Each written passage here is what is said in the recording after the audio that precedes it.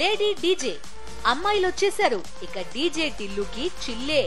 పూర్తి వివరాలకు చదవండి రేపటి సాక్షి హైదరాబాద్ ఎడిషన్. గుంటూరులో కూడా వాలంటీర్లు నిరసనకు దిగారు. చంద్రబాబు ఎన్నికల ముందు ఇచ్చిన హామీలు నెరవేర్చాలని డిమాండ్ చేశారు. చంద్రబాబు చేసిన మోసాన్ని నిరసిస్తూ కలెక్టరేట్ నుంచి ఏపీ వాలంటరీ అసోసియేషన్ వరకు ధర్నా నిర్వహించారు. తమ సమస్యలను పరిష్కరించి తిరిగి విధుల్లో కొనసాగించాలని కోరారు. లేని పక్షంలో అసెంబ్లీ ముట్టడిస్తామని హెచ్చరించారు వాలంటీర్లు. మరింత సమాచారం మా ప్రతినిధి అశోక్ అందిస్తారు.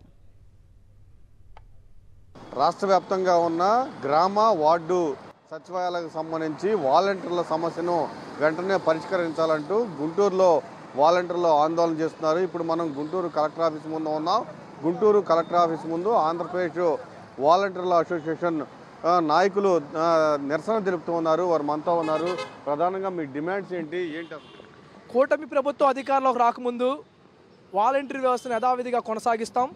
5,000 రూపాయల జీతం కూడా సరిపోవట్లేదు కాబట్టి ఉగాది పండగ రోజు చంద్రబాబు నాయుడు గారు మీకు తీపి కబురు ఇస్తున్నానని 10,000 రూపాయలు పెంచి ఇస్తానని, నేను అధికారంలోకి రాగానే 10,000 రూపాయలు పెంచి ఇస్తానని చంద్రబాబు నాయుడు గారు చెప్పడం జరిగింది.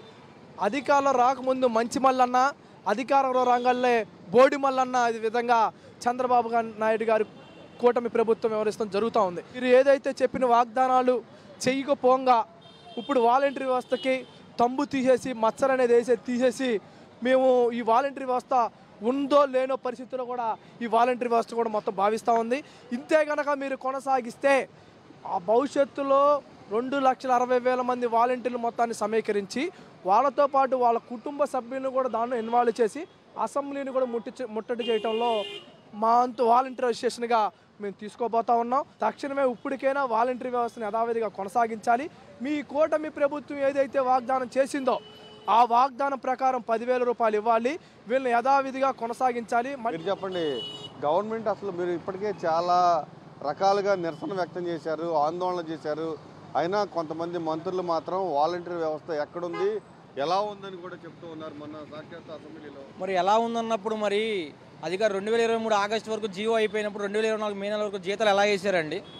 మరి అధికారం వచ్చినప్పుడు 57 కోట్లు సచివాలయ ఎంప్లాయీస్ గాను డివైజర్కి ఎలా రిలీజ్ చేశారు? మరి వ్యవస్థ కంటిన్యూ అయినప్పుడు మరి వాళ్ళు జీవో పాస్ చేయొచ్చు కదా. మరి తమ్ములకు వచ్చేసి డివైజర్కి వచ్చేసి 57 కోట్లు, అదేవిధంగా వాలంటీర్లు లేరని చెప్పేసి ఈ రకంగా వాళ్ళు బురద జల్లే ప్రయత్నం చేస్తున్నారు. మీరు ఎవరైతే మరి ప్రభుత్వం అధికారం వచ్చిన తర్వాత మేము 10,000 రూపాయలు ఇస్తామని చెప్పినప్పుడు మరి ఆ ఎన్నికలు ఇచ్చిన ప్రకారం హామీని నెరవేర్చమని మేము ప్రభుత్వాన్ని డిమాండ్ చేస్తున్నాం. మేము వాలంటీర్స్ తరఫున ఒకవేళ ఆ పక్షంలో చేయని ఎడల మేము అసెంబ్లీని మేము చుట్టనిస్తామని, అదేవిధంగా మేము 2,60,000 మంది వాలంటీర్ రోడ్డు మీదకి వస్తామని, మేము ధర్నాలు ఇంకా రాష్ట్ర వ్యాప్తంగా చేస్తామని చెప్పేసి ఈ మీడియా ముందు వ్యాప్తంగా మేము తెలియపరుస్తున్నాం. ఖచ్చితంగా కూటమి నాయకులు ఎన్నికల సమయంలో అంటే చంద్రబాబుతో పాటు ఇంకా తెలుగుదేశం నాయకులు ఎన్నికల సమయంలో ఖచ్చితంగా వాలంటీర్ వ్యవస్థను కొనసాగిస్తాము, అంతేకాదు వాలంటీర్లకు జీతాన్ని డబల్ చేస్తామని హామీలు ఇచ్చారు. ఆ హామీలను వెంటనే అమలు చేయాలి, లేకపోతే ఖచ్చితంగా సచివాలయాన్ని ముట్టడిస్తామని వాలంటీర్ల అసోసియేషన్ నాయకులు హెచ్చరిస్తూ ఉన్నారు. కెమెరామెన్ భాషతో అశోక్, సాక్షి టీవీ, గుంటూరు.